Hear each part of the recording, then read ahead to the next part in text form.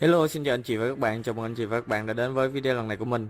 Video lần này mình xin giới thiệu cho anh chị và các bạn một cái dòng máy hàng mix ha, đến từ thương hiệu Omega 500C, mã sản phẩm là 500C với chế độ GPT Inverter thì rất là tiết kiệm điện ha.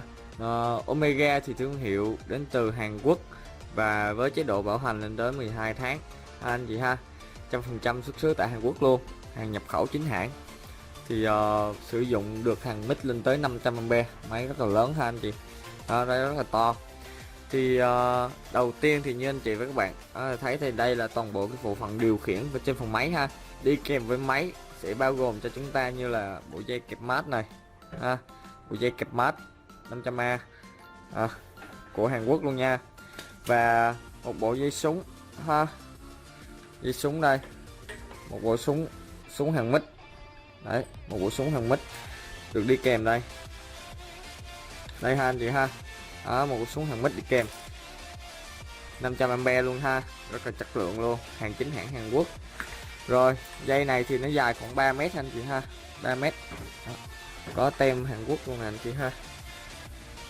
Có chữ Hàn Quốc luôn. Rồi tiếp theo đó thì đi kèm với máy nữa thì hãng cũng cho chúng ta lại một cái bộ rùa ha. Đây, ở đây bộ rùa cấp dây được đi kèm với máy luôn ha, chọn gói ha. Đấy, rùa thì rất là đẹp luôn, rùa chính hãng Hàn Quốc luôn, chữ Hàn Quốc đây nha anh chị ha. Đấy, chữ Hàn Quốc đây.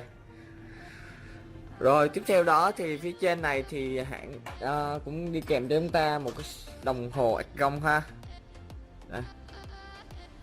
Đây, đồng hồ CO2 anh chị ha, đồng hồ CO2 thì rất là chất lượng luôn, sử dụng điện 220, có dây điện đi kèm.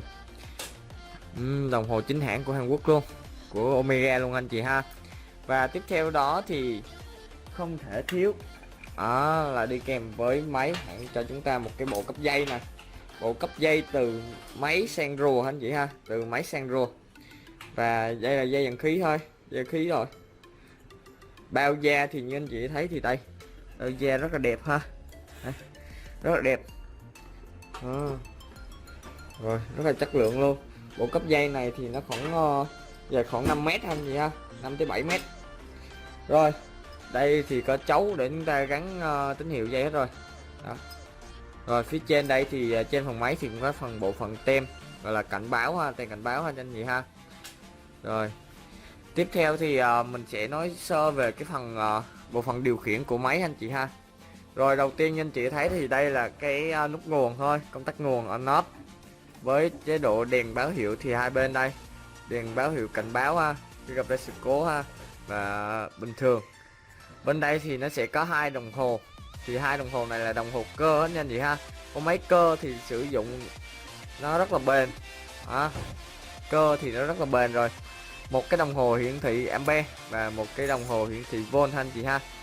Bên phía dưới này thì nó sẽ có hai nút điều chỉnh đây, và nút này thì nó sẽ điều chỉnh được ampe ha, từ 50 cho tới 500 ampe đây, có thể hiện đây ha, rất là chi tiết. Ở bên này thì mình sẽ điều chỉnh lượng volt ha, điều chỉnh volt.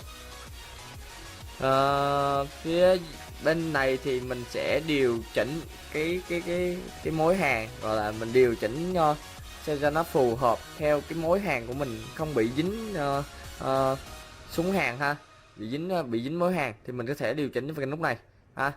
Bên này thì hai cầu chì thôi anh chị ha, máy sử dụng lên tới hai cầu chì luôn nên rất là an toàn. Rồi phía dưới thì đây là nút điều chết ga đây, chết ga ha, điều chỉnh chết ga. Lúc này thì mình nút điều chỉnh character ha, off character đây ha. Bên này thì nó sẽ có bao gồm hai nút này, hai nút này thì mình sử dụng rùa nên không cần quan tâm tới hai nút này ha, off hết anh chị ha. Rồi bên này là chế độ hàng auto hàng auto và hàng thường. Hàng thường thì dòng này thì thường thì chỉ có bật cái dòng sử dụng cái chế độ này thôi ha, Nvidia Solution. Thì auto thì sử dụng hàng ha, nhưng mà mình không có sử dụng tới ha, trừ khi mình sử dụng hàng hồ quang á thì mình sử dụng tới thôi anh chị ha. Rồi bộ phận rùa thì bộ phận cấp dây rùa điều chỉnh, nút điều chỉnh đây, ampe thì nó điều chỉnh đây, rất là chi tiết trên này rồi. Điều chỉnh rùa thì rất là đơn giản ha. Rồi cái này là nút tắt khẩn cấp ha. Rồi phía dưới thì đây là cái bộ phận mà để chúng ta gắn sợi dây vào, gắn dây hàng mít vào ha, một cụm đây ha. Hàng Hàn Quốc rất là chất lượng nha anh chị ha, rất là đẹp luôn. Rồi phía dưới phần máy thì đây là cái bộ phận để chúng ta gắn những cái gắn cái bộ phận ha, súng hàng mít này, tọt ha. Con này hàng mít nhưng mà nó hàng được que luôn nha anh chị ha, kết hợp hàng mít hàng que luôn. Đấy, hàng mít hàng que 500A luôn, nên rất là thuận tiện sử dụng luôn anh chị ha. Bánh xe thì máy thì có bánh xe đẩy đó, nên giúp chúng ta dễ dàng vận chuyển và sử dụng. Phía dưới thì có đường khí ra đây ha, khí ra gắn vào rùa ha anh chị ha. Đây thì tọt đây, gắn tọt đây, gắn tọt. Bộ phận này thì nó sẽ gắn xuống hàng mít và rùa, còn cái bộ phận này là từ bộ cấp dây ha, bộ cấp dây vào rùa thì gắn vào phần này. Đó, rất là đơn giản thôi anh chị ha. Sử dụng thì nguồn thì con này sử dụng nguồn 380 rồi, không thể nào mà sử dụng được nguồn 220 ha, còn là máy khủng. Rồi thì phía sau này thì nó sẽ có cái bộ phận đây anh chị ha, nó sẽ có cái bộ phận điều chỉnh dòng điện ha. Dòng điện thì con này nó sử dụng được 3 nguồn luôn, 220, 380 và 440, nhưng mà mình khuyên các bạn là nếu mà mua con máy này về thì sử dụng điện 380 ha, để máy nó ổn định hơn. Nếu xài 220 thì nó không được tốt ha. Rồi thì đây là cái bộ phận quạt tản nhiệt thôi ha, tản nhiệt hai bên rất là to luôn. Bên hông thì có Omega thì cái nhập nổi rất là đẹp. Phía dưới bên này thì nó sẽ có cái bộ phận tem in thông số kỹ thuật ha, 500C mAh. Thể hiện máy thì trọng lượng thì nặng khoảng có 63 kg ha, tem xuất series đầy đủ ha, xuất xứ 100% tại Hàn Quốc. Rồi thì mình cũng vừa review sơ cho anh chị và các bạn một cái dòng máy hàng mít ha, máy hàng mít đến từ thương hiệu Omega.